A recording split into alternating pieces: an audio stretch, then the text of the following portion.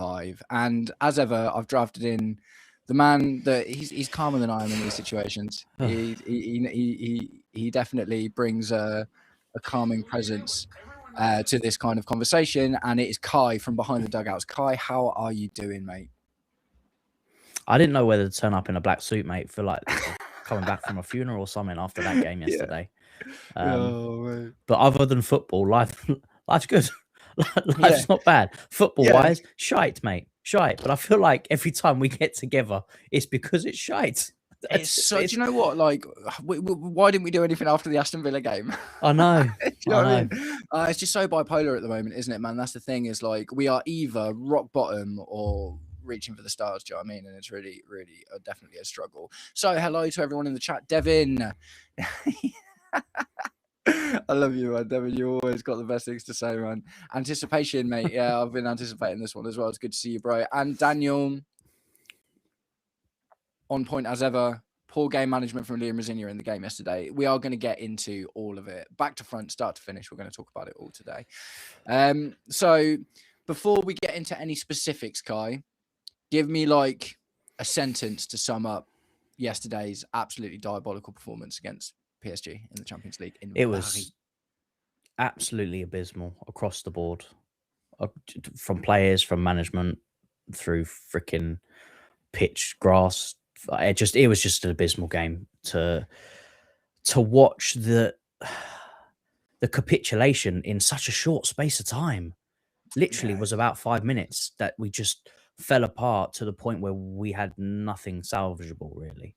That is the really hard part about it, isn't it? It's like at 3-2, I was like, okay, we're still in this. Do you know what I mean? I was like, I'm thinking about the return leg, and I'm like, okay, it's not ideal, but and then Kvaratskhelia comes out, and mate, okay, cool. We got a couple of other guys popping in. Always good to see you, Omar. Always good to see you, man. We're all right, mate. We're probably all about the same as each other. This is a post-mortem, but it's also a therapy session for Chelsea fans to come in and vent their frustrations and talk about it, right? So we're all kind of in the same spot at the moment.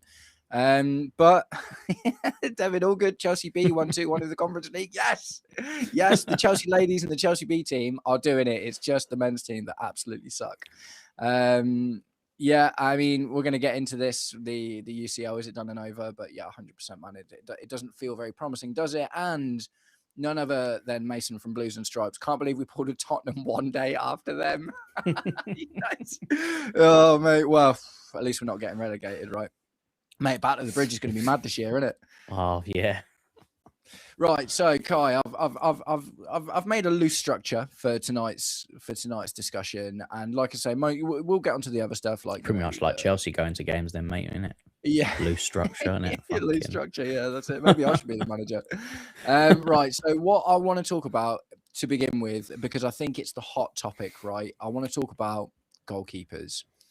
Philip Jorgensen started when Robert Sanchez, the last time in this fixture, was actually brilliant. Philip Jorgensen played against Aston Villa. Rob Sanchez looked really shaky, in particular in the game against Wrexham, which is championship opposition. So, my opinion, I don't think there was a right answer. I think we've been backed into a corner where we probably would have experienced similar losses, regardless who was in goal. But I would love to know what you think about it. Jorgensen, I can say I get why, because he played well against Villa. Sanchez is coming off the back of 2 shaky performances, weren't looking great. But I think the biggest thing here, right, is that Sanchez has been, and I'm going to follow this up with another take from myself, but Sanchez has been the more consistent by a long shot. Not just in the goalkeeping department, but pretty much every player on the pitch. Yeah. This whole season's, but it took 2 games for him to have a shaky game, for him to be dropped and not even considered for this. Yeah. Which I find diabolical, to be honest, from the manager. We saw what he did in the obviously Club World Cup against them. So he's come up. So if anything, he would come into this game with confidence because Yeah. he's already faced this team, and not only faced them, beat them to a trophy. That Yeah. does wonders in terms of confidence already. Mm. He would also get confidence from the manager backing him, which Yeah. sometimes when players are going through a rut, which 2 games to me is not a rut, Yeah. just happens, Mm. it helps confidence. Yeah. There had been nothing. Yes, Jorgensen had a good game against Villa, Mm. but there'd been nothing prior to that that had me going, "Phew, what a goalkeeper Jorgensen is." Yeah. No, Not under, agreed. not under Maresca, 100%. Mm. not under Rosinia, nowhere. I mean, he barely got used under Rosinia up until these last few weeks. Yeah. So to me, the decision was wrong. But on the whole, get rid of them both. And Yeah. I'll tell you why. Yeah. Go on. If we are going to if we are going to proceed to go down this route with playing out from the back, which looks like is the way that they want to go. They've been trying to do it under Yeah. Maresca. It didn't work. He got fed up with it, went down a different route. Rosinia has kept trying. We saw what happened at Arsenal. He's kept trying. These goalkeepers cannot do it. They are not capable of playing this way. And if No, you're they're going not. to play this way, you need to go get a goalkeeper that can. So they need to Yeah. both go.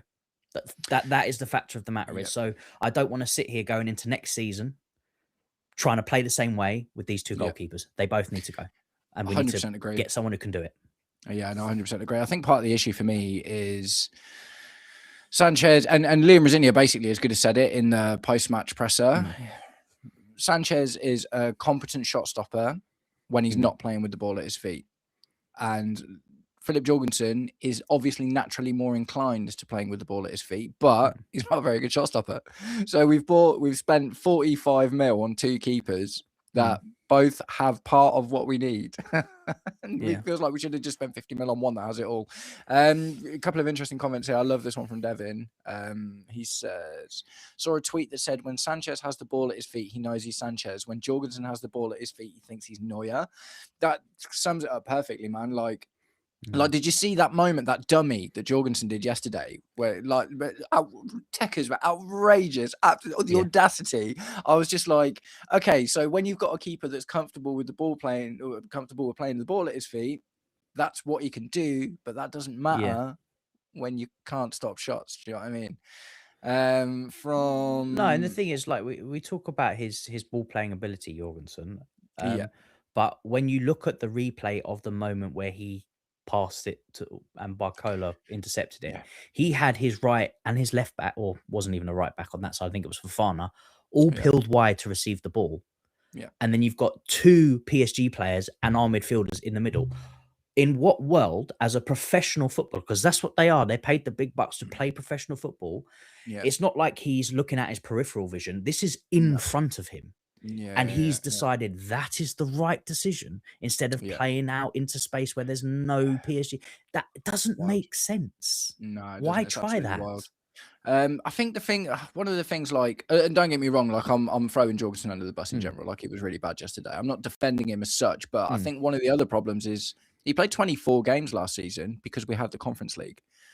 So he's on 10 now after yesterday. 10 games now this whole season, where we're literally right at the back end of the season, and he's only played 10 games.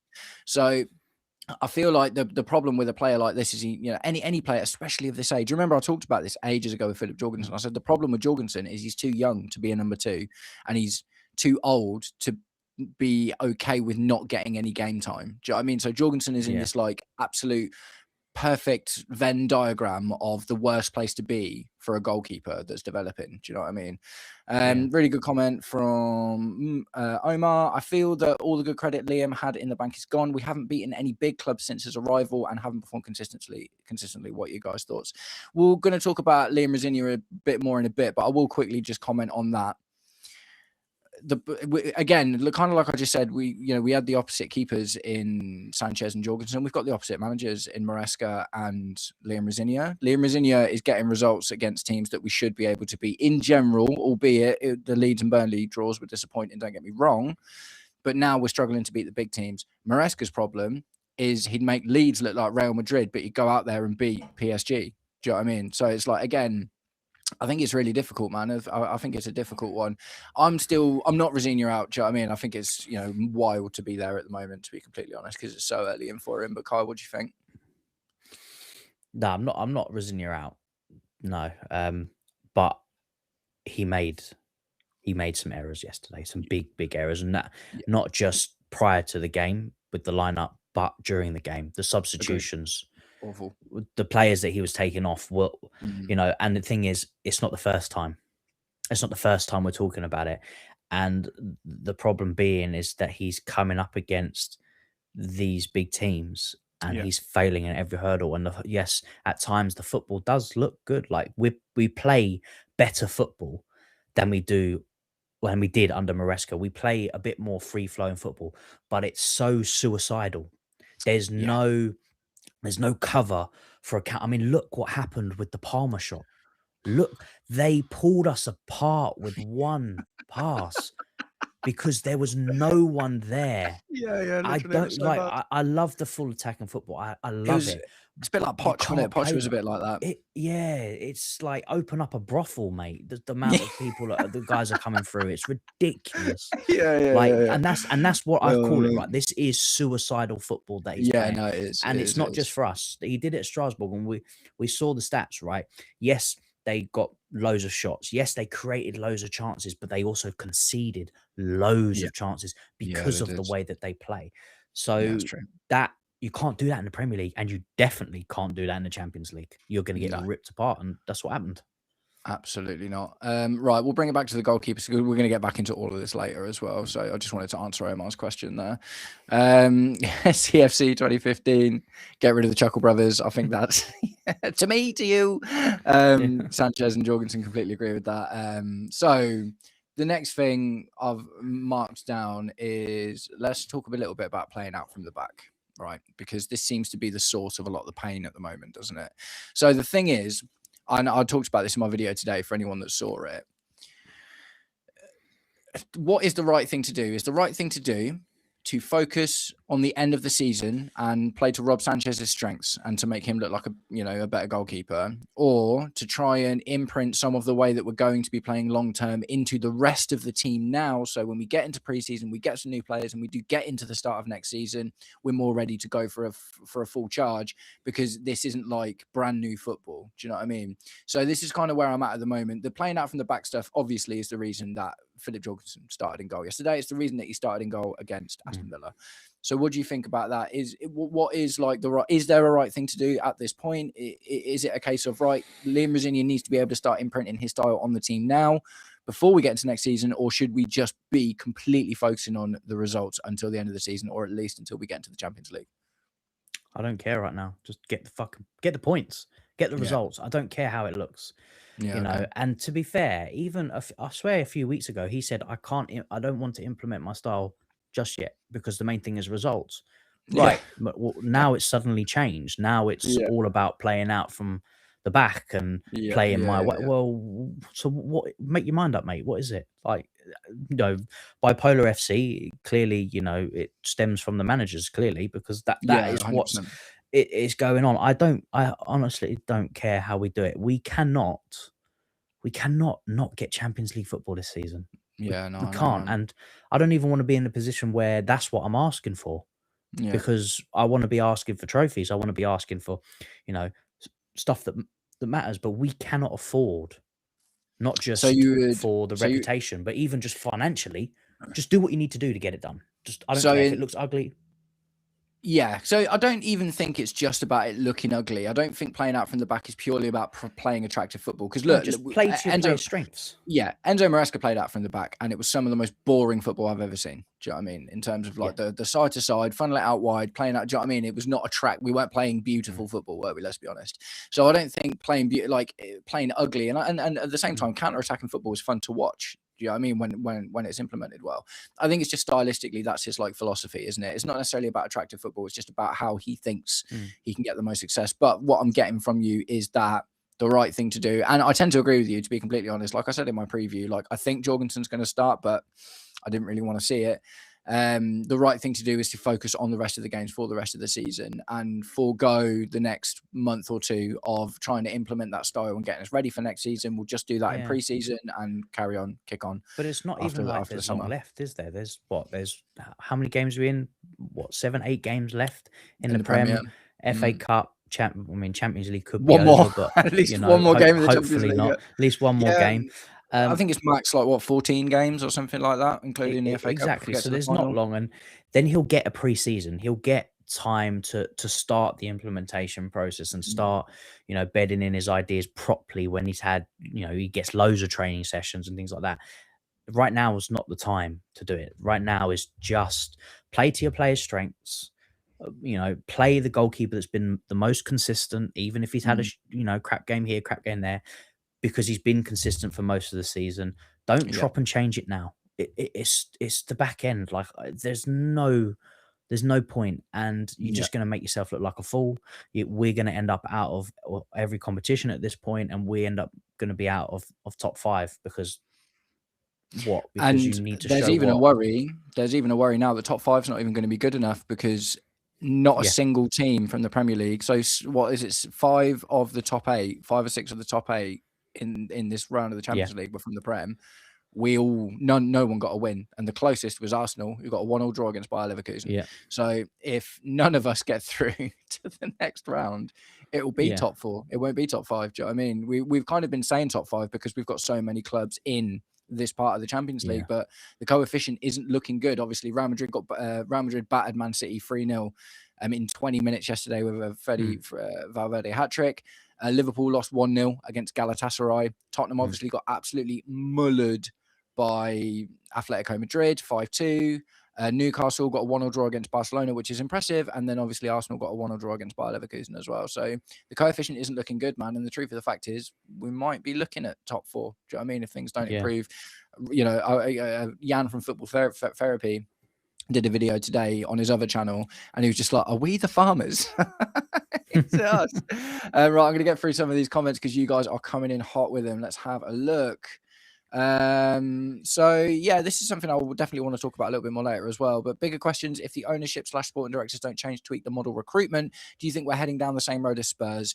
No, I don't think we're heading down the same road as Spurs. I think we would be close to heading down the same road as Man United did for the last few years. Do you know what I mean? And it's possible to bring it back and have some good results and stuff. Spurs is decades of mismanagement, decades of a lack of winning culture and making bad decisions, like sacking Jose Mourinho 2 days before a cup final. Spurs is the best financially run club in the country, but ultimately they have their culture and their history for me is so much of a reason that they are where they are at the moment. So personally, I'm not too concerned about getting to Spurs level, but I do think we could be in mid-table obscurity like Man United if we don't start to look at turning things around. Kyle, what do you think? Yeah, Spurs are Spurs, mate. No one can do a Spurs. Spurs can only do a Spurs. No, I don't think it'll ever get that bad. I feel like, as you said, we could be falling into this mid-table thing, which every other fan that we don't want to see because of where we have been. But every team does end up going through this at some point. Yeah, United, Liverpool, Arsenal for many, many, many years. Yeah, a long time. They all go through it, but the biggest but in this, the people at the top can stop it from happening. They can stop it. They can make a few changes, a few decisions. The answer's always been the right manager in every example that you've just given. When they've fallen off and then gone into that mid-table obscurity and then turned things around again, it's almost always been because they had the right managerial appointment. You think about Pep at City. I mean, City were winning leagues before that, but the consistency came with Pep. Arteta with Arsenal, Jurgen Klopp was the turning point for Liverpool. Do you know what I mean? No one talks about the owners when you've got the right manager. I think that's the truth in that. Right, let's have a little look. Well, guys, you guys are well coming in with him today. I'll try and get through him a little bit quicker. Yes, burger buns. Yeah, good to see you back, man. Liam tried to win the UCL trophy last night and forgot it was 2 legs. Outrageous, man. Outrageous. So yeah, let's see. Mason Blues and Stripes got something good to say. Personally, I don't think that playing out from the back style is successful anymore. I think it's time to leave it behind. Rosinia has shown adaptability before he needs to show it again. So that's interesting. Like, we've kind of touched on that already with the playing out from the back thing, but I think Maresca did it essentially, didn't he? But that was because he was working with what he had, rather than the philosophy. Do you know what I mean? And I don't know if anyone else saw this, but I watched something really interesting the other day on the overlap. Gareth Bale was on the overlap talking to like Gary Neville and stuff, and they were talking about the difference of the game when Gareth Bale was in his prime and the game now. And he said, managers like Zidane and Ancelotti, they don't system manage you. Do you know what I mean? It was a player's game then, and now what we're looking at is a manager's game. So philosophies have become so important now. Do you know what I mean? They're so important. And I don't think there is, like, even the Pep philosophy isn't really the right one anymore. Pep isn't even playing with that same philosophy anymore. He's just trying to win games. Do you know what I mean? So I do think it's really interesting that this dynamic has changed and now managers are kind of taking over and it's all about philosophies and stuff. I feel like, and just to answer on Mason's playing out back from the back things, I feel like when I look at it and I watch it and I watch football now in the whole Premier League and just around the globe, I think we've come to this too late. Yeah. I feel like we are now seeing a change in football where this whole possession base playing out from the back is no longer good enough, and teams are now tactically switching onto it. If you notice that teams now play a lot higher press and they're counteracting this. So people, when you are playing out from the back, you're playing out from the back with under more pressure and teams are struggling with it. I feel like we're coming to this too late. Like, this should have been 7-8 years ago. We should have been maybe even longer trying to play this way. Now football's changing again. I mean, they're bringing back long throws. I mean, they've always been into the game, but set pieces are becoming more and more prominent. Yeah, I mean, what I don't want to happen is I don't want to see football turn into. I don't want Arteta to be the new trendsetter and football becomes a chess game of keeping the ball on the pitch and scoring through set pieces. Do you know what I mean? Like, that sounds awful. That just sounds awful. But ultimately, people will just do what wins. But no, it's a really good point, man. I think we are definitely too late in the game. It's going to become it's going to become a hybrid. That's what it's going to be, a hybrid of counter-attacking possession. It's going to be, that's how teams are going to be able to adapt. You're not going to be able to just consistently play this out from the back, invite pressure to draw teams out football anymore. I don't think it's going to work. I think one of the problems is, like, when possession football became a thing, it wasn't about the defense, it was about the midfield with Xavi, Busquets, Iniesta. Do you know what I mean? The little circle, beautiful passing. Maurizio Sarri's Napoli team, one of the best passing teams outside of Pep's Barcelona that you've ever seen. Do you know what I mean? And now it's all become about centre-backs. Like, centre-backs spend more time on the ball than anyone now. Do you know what I mean? It's like, it's always getting passed back to them. They're always spending ages, like, making their passes and stuff. And this idea we've got of, like, pretty possession-based football is just not even the same as when it was at its pomp. Do you know what I mean? Because we're not playing like quick passes between midfield three and having like midfieldy wingers that can kind of like drop in and interchange with everyone and stuff like that. We're just literally like And do you want to know the biggest problem with it? Right? Yeah, go on. Is like through and this is probably why we're seeing such a massive dip now, because we're getting a lot of the young players come through and the older players that were used to playing, and don't get me wrong, you've got to learn, but they've been playing it for years and learning it for years. But in the academies, it's all about individuals. It's not about team. With possession-based football, it's a team. It's required that your team is all good on the ball. Otherwise, it just doesn't work. Because if you've got one weak link, Jorgensen, it breaks. I'm not saying our centre backs are any good at it. And if they are not taught to do that from the academy level, when they get to the men's game and now they get with these top coaches and they are made to do it, of course you're going to see weaklings. Of course you're going to see mistakes all the time. So if that's the way they want to play, they need to start from young. And then at least the players that will be coming through, because we clearly love to go for the youngsters, they will be of some competent level and be able to deal with the pressure, the players up in your face constantly when trying out from the back. And this is more in the centre back position, because this is where the ball is played the majority of the game now. You know, Yeah, the that's amount of it. Like I touches centre say, backs it's get compared to other players is ridiculous, man. ridiculous. It's ridiculous. It's so boring. Right, let's go have another look at a few of these comments. Great response, okay. Nice one. Right, where are we? Yeah, okay, so that was from Mason's Burger Buns. Simple thing to do is to stop playing out from the back. Liam wants our goalkeepers to be prime Iniesta with their feet. I don't even think it's that much, and I think this is part of the problem. Like, do you know what's like? I thought about this the other day. Do you know what's hilarious? We sold Jordi Petrovic because Sanchez was better at playing with the ball at his feet. How wild is that when we think about like how good Jordi Petrovic was for us at the end of that Pochettino era?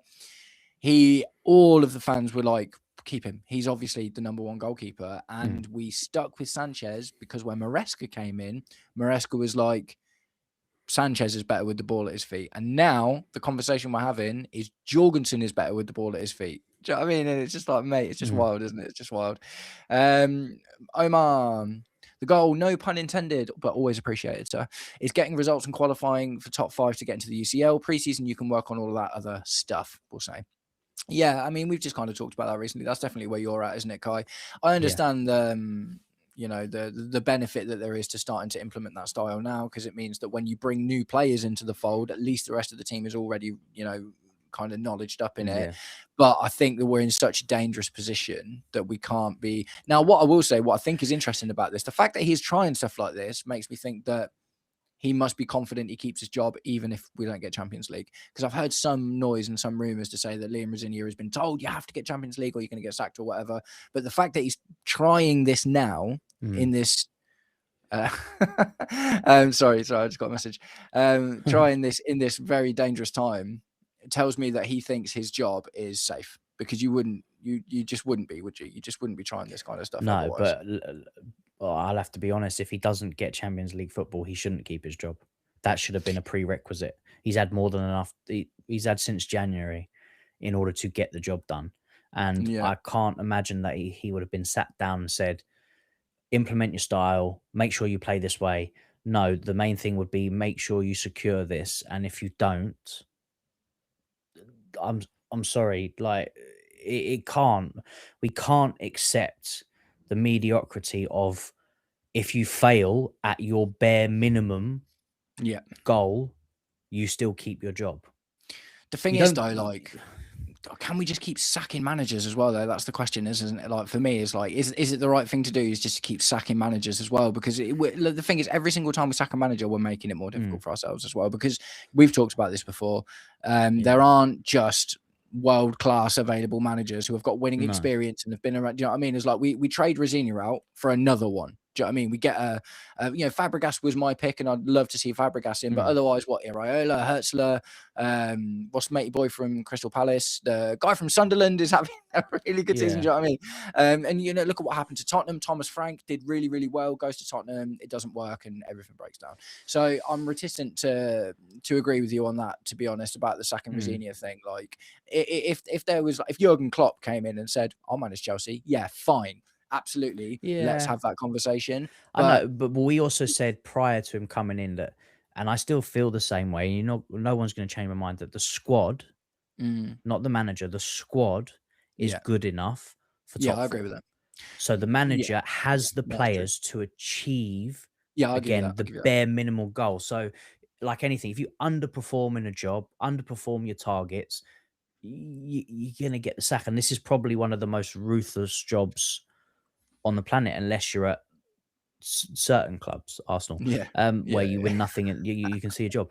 But no, it's true. In terms of like, and I think we had this discussion quite a while back in terms of standards and things, and we can't uphold a standard if we allow mediocrity to be okay and people still keep the job. And it's not me hating on Rosenior, because I still think what he's trying to do and what potentially he could bring with, like, if he's going to go down this route of continue to play out the back, if they can provide him with the right players in order to play this style, then that's the I key, think there could be something there. But he has been given a task. He has been given a prerequisite: make Champions League football. If he doesn't achieve that, then I'm sorry, it's got to be, there has to be some accountability for that, because we both feel that this squad is good enough for that as a bare minimum. So there shouldn't be an excuse for it. Absolutely agree. No, you are right. No, I'll give you that. I'll give you that. But this is the thing. It's just really complicated, isn't it? Like we're in this just really, really complicated situation. Great comment from Omar there. Thank you very much. This from Daniel. I think we all feel exactly the same. If I see Jorgensen in goal against Newcastle, I will be fuming. I'm not going to lie to you, mate. We're going to in a minute. We're going to move on to the next thing, which is quite Jorgensen specific. I don't necessarily expect him ever to wear a Chelsea shirt ever again, if I'm completely honest. I think what he did is the only thing I can think of that was nearly that bad in the last few years is when Granit Xhaka threw his captain's armband at the fans for Arsenal. And he made his way back in, but I just think that Philip Jorgensen is nowhere near good enough to win back the fans after that, thing yesterday. But we will get into that in a second. Just want to get through some more of these comments. Devin, watched the Strasbourg game. Pender's made a lot of saves, but I think where he palmed into danger when he should be catching them. The ever reliable one-game sample size says he's not ready. That's a fair shout, to be honest. I did a statistical comparison, guys. If you are interested in finding out anything about Robert Sanchez versus Penders and Mike Maignan, just for reference, I did a 3-way statistical comparison of all of them. Penders by far and away, it's not even close. Penders has got the best passing stats, 100%. Playing out from the back, he's the most successful long balls. His percentages are 100% the highest, but also conceded the most goals. Now, like Kai just said, that's largely going to be in part down to how Rosinia played, the suicide football and stuff. Penders has got the passing thing, but yeah, the shot stopping not really there. Sanchez had the best shot stopping stats, and Mike Maignan was essentially a blend of the two. So yeah, I'm not 100. It's Robin Roofs who's been talked about at the moment, isn't it? The Sunderland goalkeeper.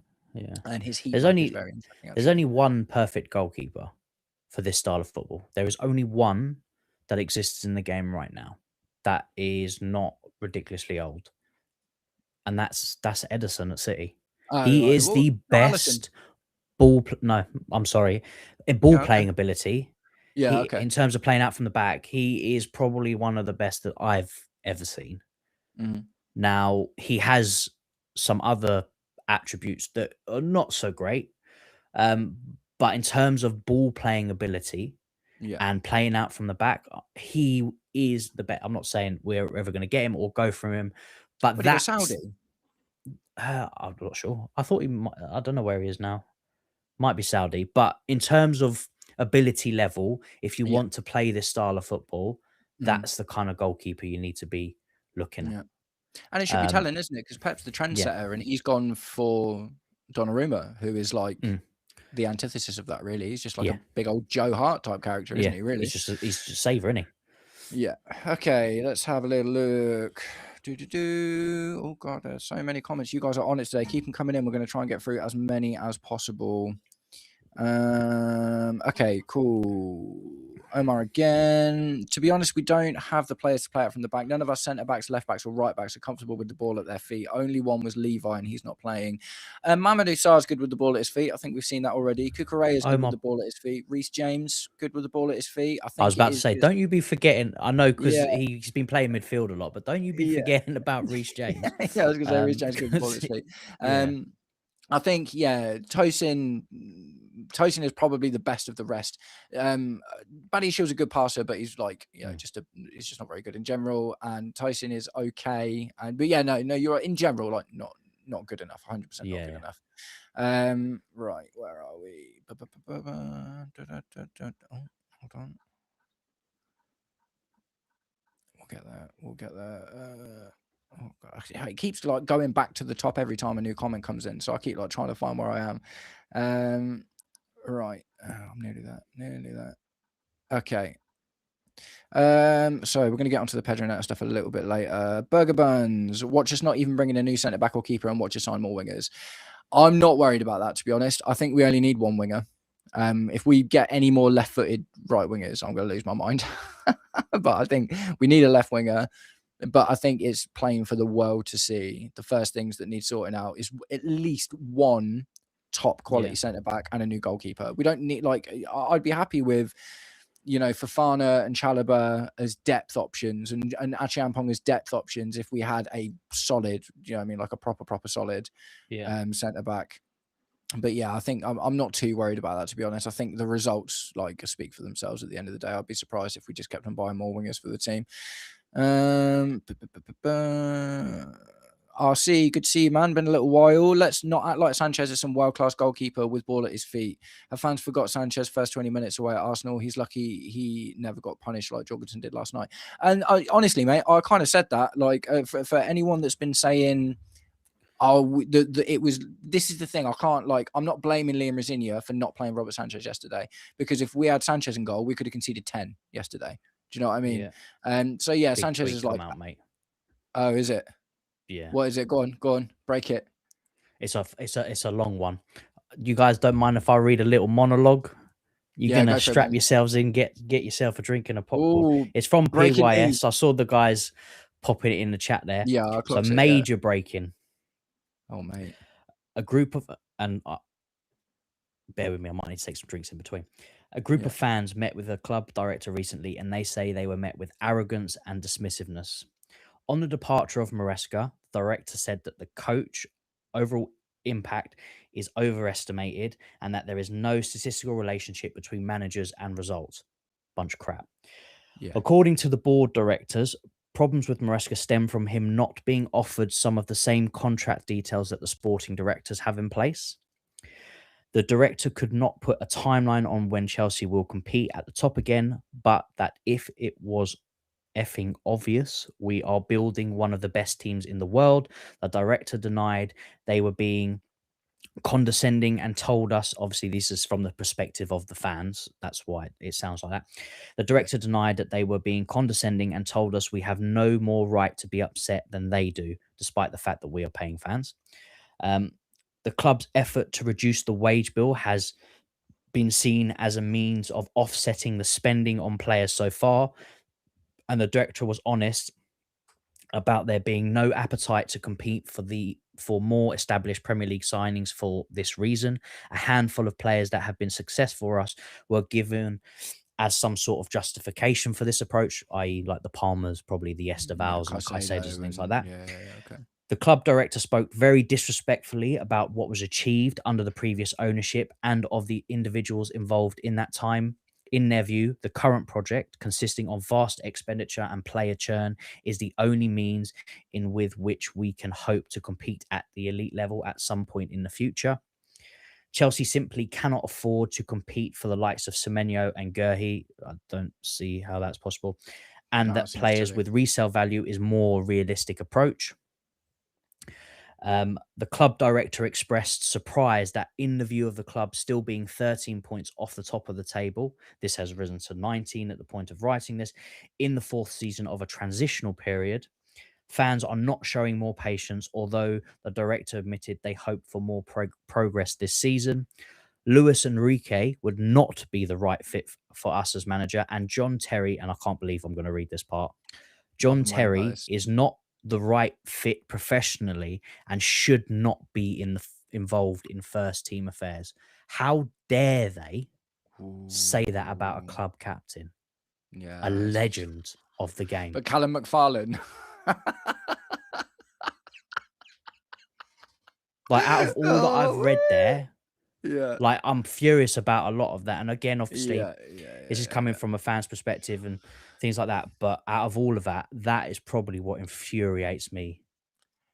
This is wild, the most. There's potentially some real repercussions in there, isn't there? Let's be honest. I mean, if there was one thing that was going to re-spark the protest, it's going to be that, isn't it?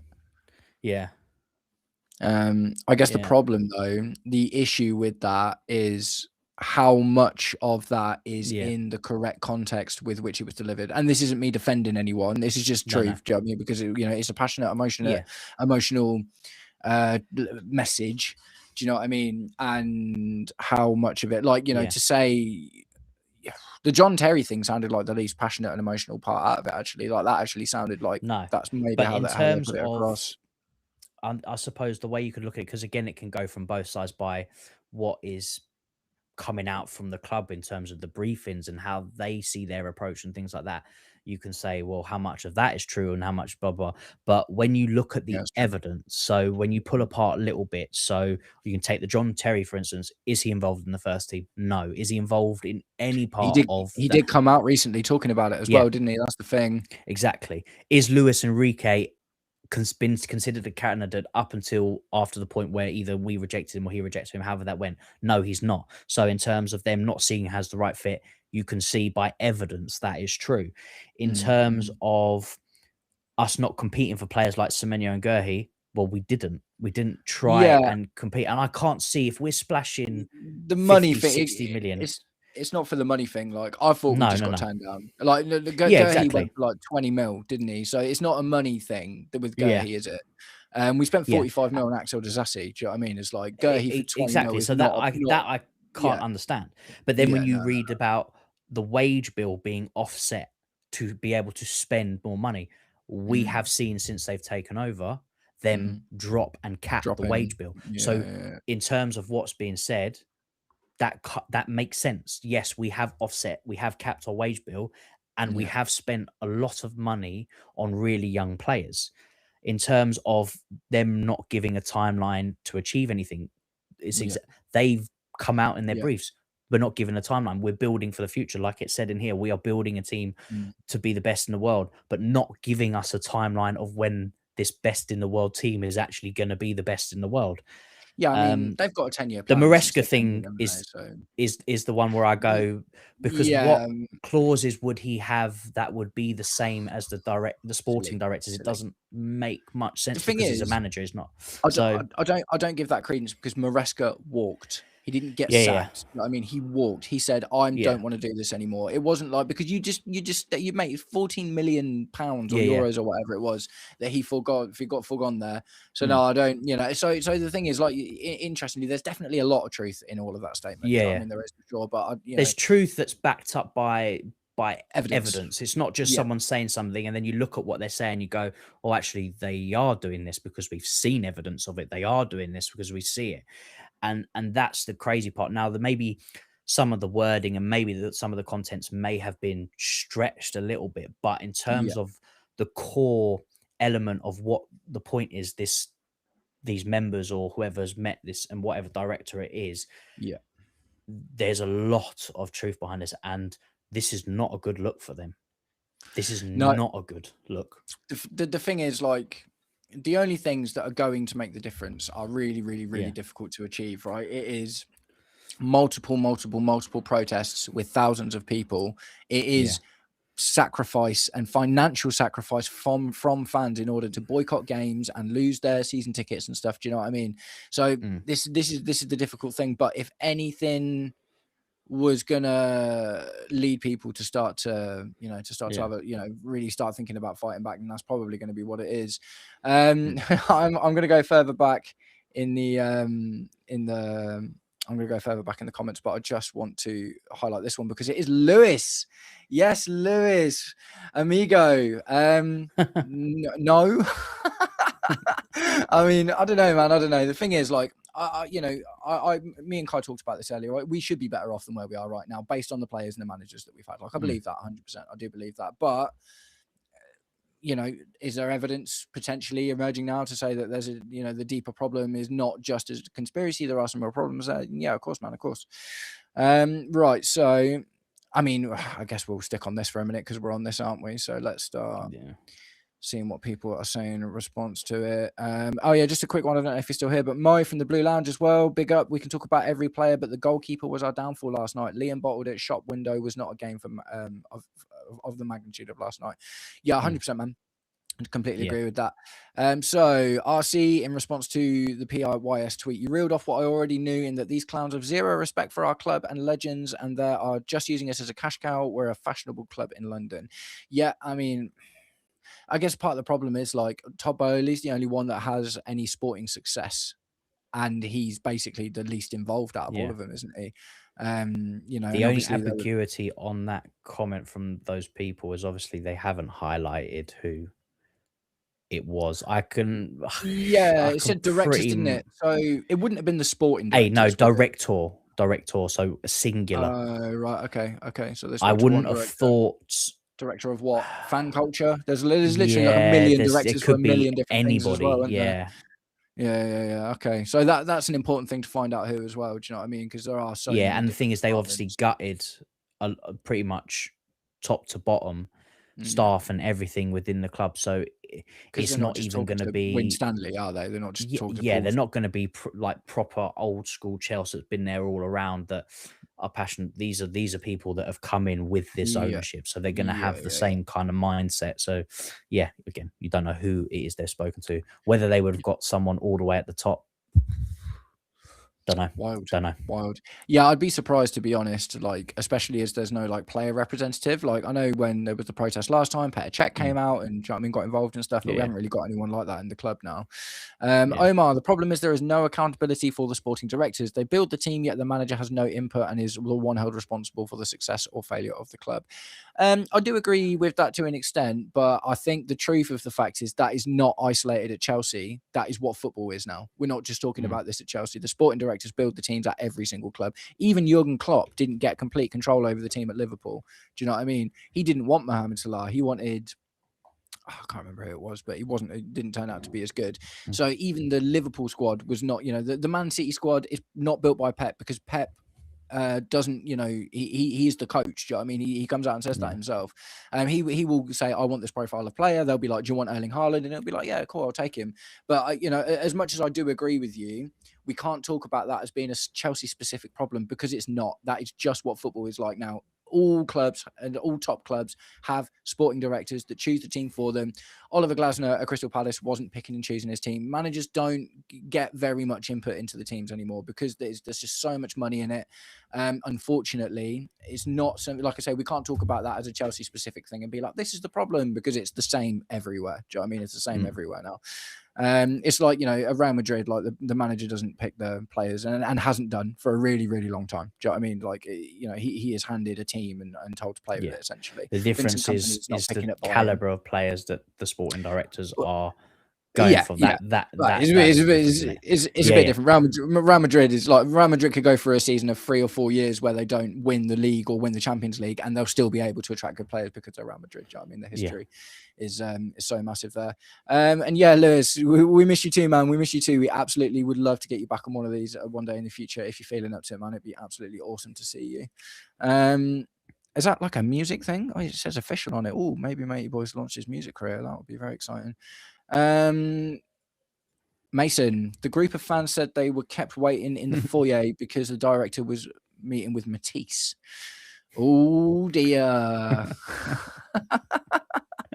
Oh no, is Matisse a brown? Nah, I'm not even going to say it, man, because I don't buy the brown envelope thing at all. Matisse is great, man. Matisse is great, and if anything, like, he's so honest and passionate.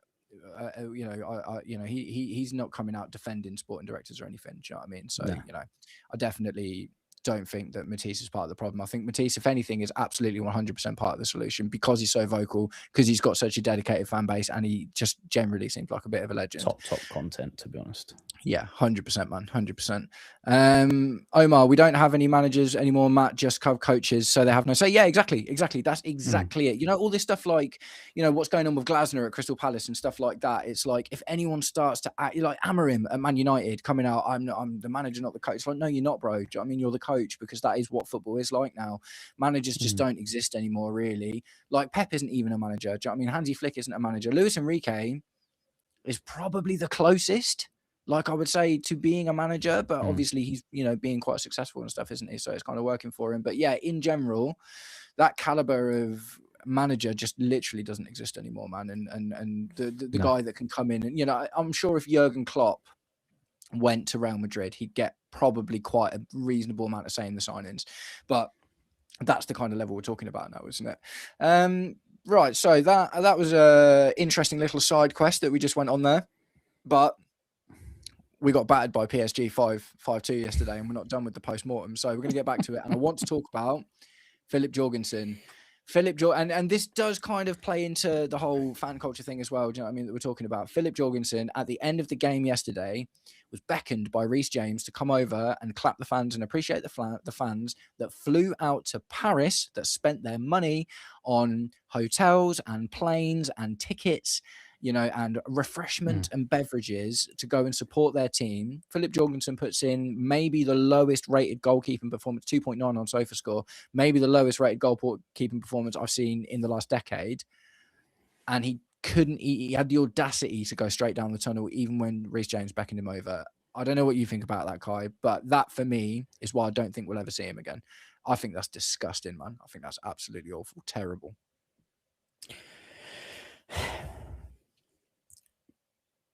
We look to these people to be professionals, right? Yeah. And at the end of the day, he's still at work. Yeah. And you want to go down the corridor and cry, mate? Fine. Go down the corridor and cry. But you make sure that you don't leave that pitch without saying thank you. You absolute fucking C word. Like, that is just... Oh, mate. It's disgraceful. It's disgraceful. You want players to get behind you. You want your players to back you. You throw in a stinker, mate. You get on your hands and knees and you pray for forgiveness. Yeah. You don't run away to go cry like a little bitch with your tissues, mate. It is ridiculous. And the club captain is telling you to go say thank you, and you refuse. If I was Reece James, mate, I'd be grabbing him by the ear and dragging him. That's what I said in my review, man. Mate, John Terry had grabbed him by the scruff, thrown him in the crowd. And I'm not insubordination. Him, he's young and think it's just he's not. It's just respectful, mate. Respectful. He's not a kid. He's 20-something years old. Yeah, it's like 23, if he was 16, 17, I'd still expect him to do it. You know, I guarantee a 17-year-old had listened to his captain. Exactly. I guarantee if Jesse Derry was on there and putting an absolute stinker and things like that, he would still be over there because, well, he's Chelsea. He knows what it means, but it's not the point. Even if it wasn't at Chelsea, if it was at any other club, these people basically pay your wages, mate. You know, if it weren't for the fans, there wouldn't be a club. So, like, what are you doing? I don't.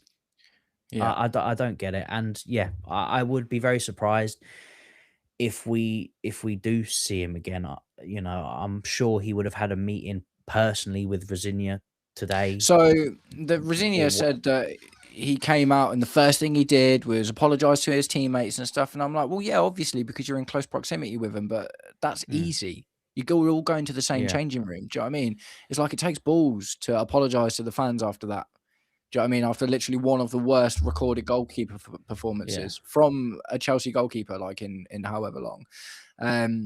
Disgraceful, man. Disgraceful for me. Like, and the thing is, it's like, it doesn't matter to me because I just sit and watch from my office or on my sofa or wherever I am. It's like I'm not making the effort to go out there. So, do you know what I mean? It doesn't affect me, but the fans make football. Do you know what I mean? You can't, like, you remember what COVID was like? Do you know what I mean? Watching games with no fans in the stadium was horrible. It was like being in a leisure centre when it was like weird. The atmosphere and the support. Like, do you know what? The PSG fans yesterday, unbelievable.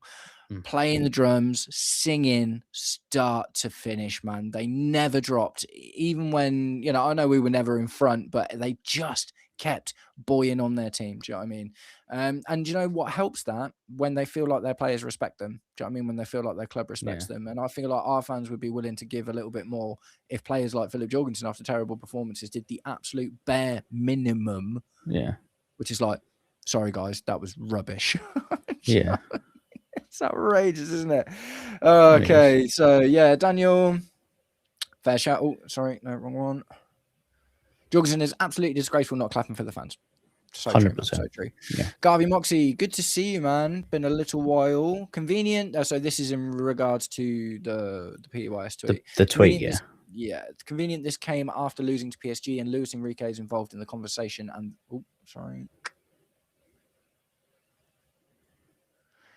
is involved in the conversation and board talking about contracts with fans. I think fans need to calm down. Embarrassing loss, but it's half time. Yeah, as in like, it's like because who've got another leg. Yeah. It's an interesting take, and I do feel that in some situations we can go overboard, and that's just down to passion more than anything else. But in terms of convenience, this is what journalism is, mate. They could have been sitting on that for ages, waiting for the right moment, and they'll drop it at the right moment. That's just how we saw what happened with the whole Maresca thing. What's his name? Fucking, I can't think of the journalist. Matt Law, I want to say his name was. Is it Matt Law that dropped the thing about Maresca talking to? Yeah. City and was stuff? it Ornstein?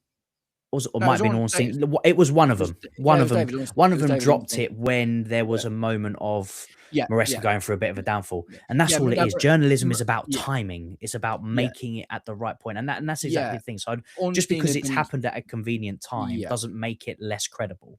It just is an opportune time for Um, journalists to post this kind of thing. no, you're 100% right. That situation was Ornstein had been sat on that news for a Yeah. while and chose to drop it after Maresca's outburst after the Everton Mm. game where he'd lost where he hadn't won in 8 games. Yeah. We beat Everton 2-0, and he comes out and is like, "This is the worst Mm. 48 hours I've had as a Chelsea." And Yeah. then Yeah. that's when Ornstein was like, "Oh, by the way, Maresca's been talking to Man Yeah. Yeah. City." So you're 100% right. Like that was the best moment to drop it. Do you know what I mean? Because he'd been sat on that for a while. Yeah. He said so himself, because he knew the shortlist as well. Yeah, no, Yeah. 100%. And it is all getting blown out of proportion. And I think Chelsea fans are very sensitive to that as well, in particular as a group. Like, I do find it interesting, for instance, like Tottenham are just about to get relegated.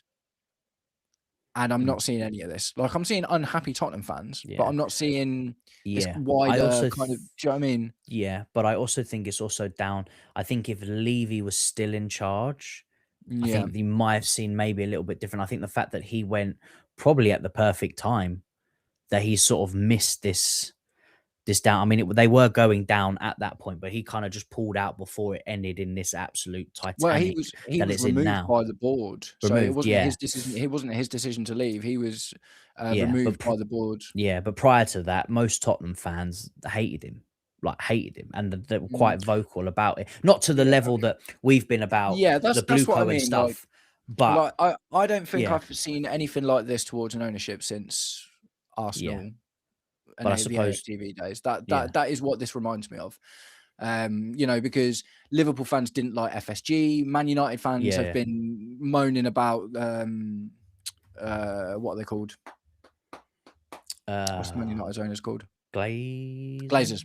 Yeah, the yeah, Glazers. Yeah, Man United have been moaning about them for a really long time now. But like I say, for me, like this thing with the Chelsea ownership, the last time I saw anything like this really yeah, was the AFTV days. Right. yeah. But So I also suppose just on the Tottenham thing is they haven't they haven't gone through a period of extended success.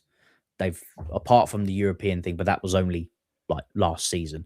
Up until that point, they yeah, hadn't, but we've gone through 20 years of, success. So I suppose on that side, it makes it a bit different in terms of the passion behind it because they can't miss what they've never had.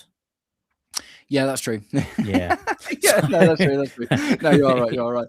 And yeah. At least, however bad and then however hard things are, we can always laugh at Tottenham. So that's fine, exactly. mate. Like, do you know what? Let's just pause all of those. So I'm going to pause this for two things, right? We're gonna pick up the conversation in a sec, but there's two important things that we have to talk about. The first thing, we're an hour in, and I haven't asked anyone to like the stream yet. If you don't like Blueco, like the stream. If you are a Chelsea fan, like the stream. If you just like my content, like the stream, man. I'm so bad at this, man. I always forget to ask. But yeah, any likes are massively, massively, massively important. We are absolutely loving this tonight because you guys are out in force and you've got loads of really interesting stuff to talk about, and we love the discussion. If you could do me and Kai the distinct honor of smashing that like button to get us out there to more people, we'd really, really appreciate it. The second thing is Jason Cundy needs some sort of trophy or medal for this season, man. Oh mate, he's hilarious. The mask things that he brings in is man, The first time I was, love it. are you going down? Are you going down? And Jamie I was like, shut up. And then the one after the Atletico Madrid game the other day, he just kept going, you drew the second half, Jay. You drew the second half. Oh mate, I'm creasing because whoever is doing that camera work as well in the TalkSport studio, it's just like those like Jamie O'Hara will be like, shut up, and Yeah, then it will just pan to Jason Cundy with like he's the got like hand half the back. mask on. Yeah, It's so good. yeah. It's so good. Honestly, probably the most entertained I've been by a Chelsea player this season is Jason Cundy absolutely laying into and winding up Jamie O'Hara on TalkSport, and he's made him walk out twice in the last two results. So Oh. look, I bet there's very little chance of Jason Cundy ever watching this, but if I ever got to meet Jason Cundy, I would love to shake his hand, not just because he was a Chelsea player, albeit not for very long. This has been some of the best football entertainment I've ever had. It's been amazing. Right, okay, so with that, a couple of little details we weren't on there, we've managed to just get through the goalkeeper stuff, right? And that's all we've done. All we've done is talk about goalkeepers so far. No, there's been other stuff too, and your guys' comments have been amazing. Thanks, keep them coming in. We're absolutely loving it. Just on the Jason Cundy thing from Mason, got Jamie to storm out of the studio twice in 1 week. It's the one thing that makes me laugh this season. Like, yeah, man, like Jason Cundy's out there doing the good work for Chelsea fans at the moment. Yeah, 100%. So let's talk about this. Actually, it's not on my list, but no, let's talk about this. Let's talk about Pedro Neto, because he had a good game, didn't he? Let's be honest, it was the right tactical decision to put in there, because he's fast, but he's also good at defending. What's going on with Pedro Neto, with this petulance, this childlike petulance that we're seeing in these like getting sent off against Arsenal, and it's just it's a team-wide thing, man. It's I don't know what more can be done from a manager's perspective, having someone else from outside come in that can stop this, because it is team-wide. I see all players doing it on the pitch. I mean, we talk about getting stupid yellow cards. They can get yellow carded for telling the ref to give a player a yellow card. And then you've got Caicedo shouting at the ref to tell him to give the player more than just talking to. It doesn't make sense. Like, I get it, in the heat of the moment, you lose all sense of everything like that. But when you've all been sent off, already, do you know what I mean? This season, because it's like Pedro Neto now brings us to, is it 10 of 11 players that have been? We've nearly got a starting 11 of players that have been sent off this season now. But the thing is, everyone's been sent off. So why is it not sinking in? I don't understand. It's so wild. Like, my thing from a tactical point of view, from, you know, even trying to keep it about the football, if you're mugging off the ref, albeit you don't think you are, the rules have changed now. Refs have got more power. You can get yellow cards for dissent a lot more easier than you used to be able to. You now can't make a last-ditch tackle that you know will get you a yellow card to try and keep yourself in the game. So you actually lose a tactical option. Do you know what I mean? It's like, even from that, I just don't get it, man. It's like, how are we getting yellow carded for dissent and then getting sent off? And then, like I say, and what this all comes back to is Pedro Neto bullying a ball boy. Yeah. It's you know outrageous. What it is, mate? And I don't want to keep going down this rabbit. It's because the players are frustrated at how the club is doing and what they're doing.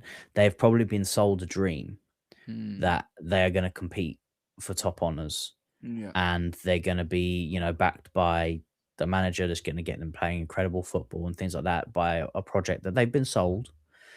And they've gotten in players like Caicedo and Enzo, who have been here for a while now, are seeing that it's not going the way that it's been sold, and they're seeing players come in that are not elevating the squad, that are downgrading it, and it breeds frustration. And then they're going into the game, and then did you see how Enzo reacted?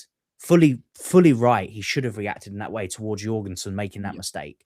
Could you see the aggression, the frustration in him? And that's not just that decision. That has stemmed from having Jorgensen within the squad for the last few years and having this mediocrity. And when we talk about getting, you know, potentially not getting Champions League football or next season, or getting Champions League football, I feel a lot of these players will go.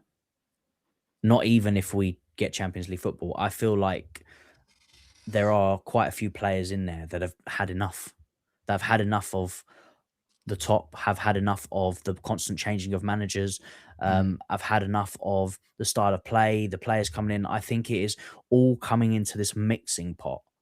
And then when the game is going bad, like it was yesterday, it just all tips over. And they just can't control it. He's getting investigated for it, isn't he? So he got away with no immediate punishment. Action, but they're looking he'll into get it. punished. He will get punished for it. Do you reckon he'll get a match ban? Did Hazard get one? He did, didn't he? Yeah, Hazard got sent off, didn't he? Oh yeah, he got sent off for that. Did he? I can't remember. I But think he did get sent off for it. he did get some repercussion. Now, it's not as I don't think it was as serious as Yeah. Hazard's one in terms of what No, Hazard like looked Hazard like literally kicking the ball. kicked the guy. Yeah, yeah, yeah. But in Hazard terms literally that just he kicked the has guy. put hands on this kid and Yeah, pushed him yeah, to yeah, the yeah. floor, Yeah, yeah, yeah, yeah, yeah. I do think there is a potential ban coming for him. How long it will be, I don't know. But Interesting. I do think something's Interesting. coming. Cool. Got a message from Football Kings 2023. The issue is mainly with squad building. Would love to collabo with you. Please hit me up. Will do, friend. I've screenshotted your name and I'll check you out after the stream. Thanks for getting involved, man. So right, okay, in that case then. So I want to just hit on another couple of elements because the goalkeeper, the petulance, we're gonna get into Liam Rosenior a little bit later. I want from your perspective to know, is there anything obviously that went wrong with the defense yesterday that allowed us to concede those goals? Or was it the team just losing their heads? Or was it poor defending? I think it was poor. I think they lost their heads after the Jorgensen thing. Yeah. I think that in itself was like a self-destruction, and after that, everybody lost defense. But like I said at the beginning, it's suicide of football. We are so open. Yeah. And to be fair, Well, so were PSG. that Like, first Kvaratskhelia goal, that was a yeah, beaut, the mate, wasn't it? That was bit of quality. But so good. like the golden Dembele scored, the counter attack, and yes, counter attacks they can hit you Yeah, and stuff like that. yeah, I yeah. that for me That was the worst one. That was the second defensively, goal, wasn't it? yeah, I don't Mm. think defensively we were good enough in that situation. It's actually a I Ballon just d'Or find winner. yeah, I It's just find not the happened decision without him. making from the whole back line Mm. is not it's not up to It's not a unit, is Premier it? League That's the level. It's thing. not a It's just not a unit. It's unit. not. Like, if we think about even Antonio Conte didn't have amazing defenders to work with in terms of, like, we're not talking, so yeah, we've had Carvalhos and John Terrys and whatever in the past that have won us leagues. Yeah. Don't get me wrong, of course we have. But if we even think about Antonio Conte, Gary Cahill, David Luiz, Cesar Azpilicueta. Cesar Azpilicueta had never played as a centre back before. David Luiz was great under him, but ultimately before that was super error prone. And Gary Cahill is, in retrospect, obviously, like, incredible, but at the time, like, he wasn't that guy either. Do you know what I mean? Yeah. So, but they were such a good unit. Do you know what I mean? They all covered for each other really, really, really well. Everyone, like, Azpilicueta wasn't a really big guy, but he was really tenacious. David Luiz was maybe a little bit error prone, but he was so creative and such a good passer and able to, to play a lot into that. Gary Cahill was just like an absolutely solid defender. And I just don't feel like I see the same thing from our defenders. Like, I can't see when we've got Chalobah and Fofana on the pitch at the same time. I'm not like, oh, you're good for this and you're good for that or whatever. Do you know what I mean? I'm just like, oh, they're both just two centre backs, I guess. Yesterday, the 4 back line, you've got maybe one player in there that has a bit of personality about them in terms of like potentially leadership or stuff that can galvanize a bit of players. Because you took Reece James, you put him midfield. But other than that, like, I don't look, Trevor Chalobah, got a lot of love for Trev, but I don't look at him as being a leader. Fofana, I've never looked at, even back at Leicester when he was probably playing his best football. I never looked at him being a leader. Gusto, I mean, I don't even know if the guy speaks. He just doesn't look like a player that talks. No, that's true. That's true. So, and then you look behind them, their goalkeeper, there's not a brain cell between them. So that's why I miss Levi Colwill, man. Do you know what I mean? It's even though he's not like technically the best player, he had or a bit whatever, of he had a bit of personality about him, and that's not saying he's the answer, but none of the players seem to complement each other in any of their attributes. Like, for me, Fofana is not a ball playing centre back. He is a recovery centre back. He is quick on the turn. He can drive a ball up, and then if you are getting hit on the counter, his recovery speed is good. Trevor Chalobah, again, not a ball playing centre back, but I wouldn't necessarily pick him as a recovery centre back. I just don't see any complements between any of them. And you can obviously slot Reece James in there, and he, for me, complements wherever he goes. I mean, he was probably one of the best looking midfielders in the game yesterday and has been, but I still think his best position is right back. But if you don't have a back line that complements each other's attributes to make a unit, like you said, you're never going to have a stable back line. but I think if Reece James had played right back, even with Jorgensen in goal, could we have had more of a stable back line yesterday? I don't think so. Potentially, because what you would have brought into there is his marshalling of the back line, because what he was doing in midfield Maybe is for that, marshalling the midfield. So maybe in for stuff terms of like that, that he could Dembele goal. create a bit of a unit, but Yeah, yeah, it's yeah, not yeah. like he hasn't played right back this season. You know what I mean? And we've still had the same centre back problems. So I think we I miss that guy. You know what? When he became a free agent, Getting back and now. I think went to Porto, Yeah, he went to I would have Porto. Yeah, just taken him just for the experience, man. Just to have him in the dressing room, like, I do think it's so important that we get, and this is another thing, isn't it? It's like mm, it's little things like the petulance from Pedro Neto mm, and Philip Jorgensen not clapping the yeah, fans and stuff, like having an experienced head in yeah, the team somewhere that is respected, fixes, or at least starts to fix a lot of yeah, the problems across the board. yeah, And it's not just about them being kids, because they're not all kids, but there aren't. It yeah, is about that lack of like winning mentality, essentially, at yeah, the level that we're trying to convince ourselves that we're trying to perform at, yeah. right? Um, Garvey Moxie, the back line is nuts, man. The goals we scored are basically counter-attacks and some Enzo brilliance. Yeah, 100%. What are they thinking, pushing up as if we're going to score when PSG scored from a counter first half? Yeah, 100%. No, that's Mm, totally true. It was one of the reasons, we'll get onto it a bit more in a minute, but it was one of the reasons why I could kind of logically justify, although I don't think it was a great idea, the subs that Rosinia made, because so they man-marked us yesterday, didn't they? They mm, absolutely, like, as soon as Cole Palmer got the ball, I think it was Jean Neves was just on him. Do you know what I mean? mm, João Pedro marked out of the game, and we've seen that before. Do you know what I mean? We struggle with man marking, but yeah, yeah. man, it's no, definitely the whole thing. Oh yeah, mate, everyone's all popping in today, ain't you? Yes, mate. Way big up, Yes. Jay. Joe from Talking Chelsea. Yeah, I'll take this second to say I've kind of been out of it for a couple of weeks now, but I'm getting back into it, and I'm going to bring everyone back together soon. It's going to be great. We're going to build a Chelsea content empire, and we'll make billions, and then we'll buy Chelsea, and we'll actually Yeah, employ, or take it we'll over. get Petr Cech back in and Marina Granovskaya to run it for us, right? Yeah, Okay, so yeah, the defense we've talked. You've frozen there, Kai. Are you looking frozen to you, or is it just to me? I know you're back. You're back. mate. It's Must good. have been a billionaire talk, mate. Yeah. I must have getting too excited buying Chelsea. Yeah, mate. Yeah, mate. So we've talked about goalkeepers. We've talked about the defense. The next thing I want to talk about is squad depth, right? And I just hit on it a little bit there with the subs and stuff. So a really telling thing for me in this game was that they brought on Kvaratskhelia, who arguably should be in their first team, right? Mm, PSG's three main wingers, Bradley, Bacola, Desiree Doué, and Kvaratskhelia, are all fighting for a first team place all of the time. We had Pedro Neto, who's not really a left winger. Cole Palmer and João Pedro, yes. Okay, cool. But we've got Pedro Neto, and then we're bringing on Liam Delap. They bring on Kvaratskhelia, and we mm, bring on Liam Delap, who scored 2 goals this season. So, look, this kind of combines with something I was going to bring up later, actually, but I'll just bring it in now. Is like, is this just our level, or was it a poor performance? Because initially I was like, oh, it's a poor performance, but then I look at the subs that we brought on. Garnacho, throw him on at the end of the game, desperately hope he does something. mm, Bringing on Liam Delap for, and then they're bringing on Kvaratskhelia. Do you know what I mean? And I'm just like, mate, that's levels, man. That's levels. mm. What do you think? Is this our level based on the players, the squad depth players? The Yes. squad in total. Do you know what I mean? Just like Ah, in.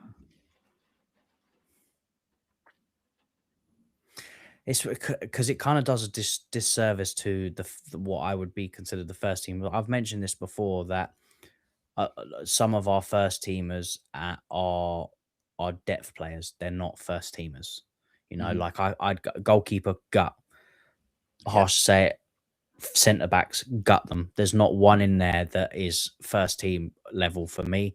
And Trev, No, I they're agree. all. I would say the only depth players would be for me. I'll be honest, Trev. Like Yeah. I think for me, You Fafana's not good you enough. you done with Um, fun, are you? I'm done with. I've seen enough to know that we need better. in That's fair. in that area.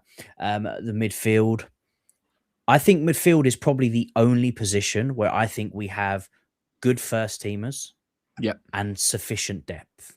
Yeah. That's the Agreed. only part of the pitch. Like I'm happy with Enzo. I'm happy with Caicedo. I'm happy with Santos. Yeah. Asugo, I don't know. I would be happy with Lavia Yeah. if he I could don't know stay about you. fit. Asugo looks pretty good from his Exactly. brief So 60-minute cameo against in Aston Villa. terms of the midfield, that's the only place that I would say we have significant depth. 100% The agree. right, to be fair, the left back, happy with Yeah. Cucurella. I'm not too. I don't mind Hato. I think I Hato's think great. Hato is a decent depth. Yeah, 100%. Reece James 19. and Gusto. Yeah. I still think like Gusto. I like Gusto not as a the depth first, player, not as a starter. but that's the problem, isn't it? I think Gusto is a great depth player for our right back spot, but he's in the first team too much. He's in the first team well too much, and he hasn't proven. Like Reece James is transformative, so it's not even like, you know, Cucurella is transformative. Do you know what I mean? When they're on the pitch, like, they're massive players. They make a difference. Yeah. Gusto has not proven that Gusto has proven he's very versatile and he can handle a lot of different roles, but he's not good enough to be in the first team as much as he is. Yoro Hato, I'm happy to be seeing Yoro Hato exactly as much as we are seeing him now. Do you know what I mean? Yeah. I think that's what he needs. I think he's probably the heir apparent to Cucurella. Cucurella's got a couple of years left on his deal. Yoro Hato in his early 20s could just take over that if he keeps going. I like Hato on the ball as well. He's got some decent ability on the ball. And he seems a bit, and because he's quite a big lad, when he gets up top, then it's a bit more threatening, a bit more dangerous, isn't it? Like, he obviously scored the one goal against Charlton, but he's had like a few headers and a few near misses and stuff. And it's like, he looks like an outlet. Do you know what I mean? It's when you start moving further up the pitch. This is centre backs, and we've got three players that I'm happy with, really, if I'm honest. Yeah, up top. So Cole Palmer, João Pedro, Esteval. Yeah, those would be the three, and those would be. I mean, I know Cole Palmer's been poor, but we know what he can do, and I think a lot of the reason, not just because of the injury, I think he is very frustrated, and he would be a player that I would be worried about going this season at the end of the season, because he just doesn't look happy. I still don't really buy that, man. I just think that it's not the terms of 120 mil for him. Then okay, maybe there's a chat to be had there. Yeah, but I don't see Cole Palmer pushing for a move, if I'm completely honest. No, I don't think he would be pushing for a move. I think he would entertain a move. He just doesn't see it, and I get that he's come back from a long injury and he's probably still building up fitness, but I don't see his expressive nature. I see it in glimpses, but not like I was seeing it, you know, every time he was on the ball. He seems really reserved.